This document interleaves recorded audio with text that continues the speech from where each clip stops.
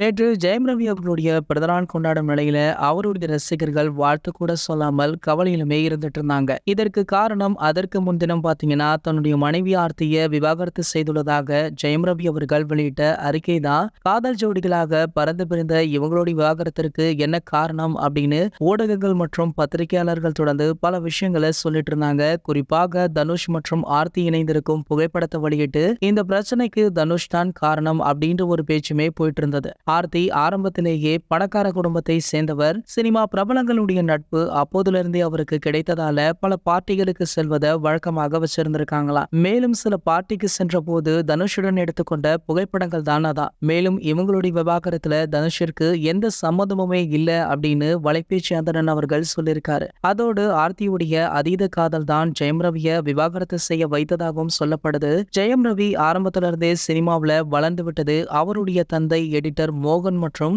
அவருடைய அண்ணனான ஜெயம் ராஜா தான். ஜெயம் தொடங்கி பல படங்கள்ல தன்னுடைய தம்பி ரவிக்காக ராஜா கொடுத்திருக்காரு. திருமணத்திற்கு பிறகு ஜெயம் ரவியுடைய சினிமா டேக்கப் ஆகியிருக்கு அப்படின்னு தான் சொல்லணும். அப்படி இருந்தாலுமே ஜெயம் ரவிய பல முறை ஆர்த்தி அவங்க சந்தேகப்பட்டிருக்காங்களாம். சோ இவங்களுடைய பிரிவிற்கு இதுதான் காரணம் அப்படின்னுமே சொல்லப்படுது. தனுஷ் ஆர்த்தி ஆகிய ரெண்டு பேருமே வச்சு சோஷியல் மீடியாக்கள்ல ஒரு சில டாக்குகள் போயிட்டு இருக்கு.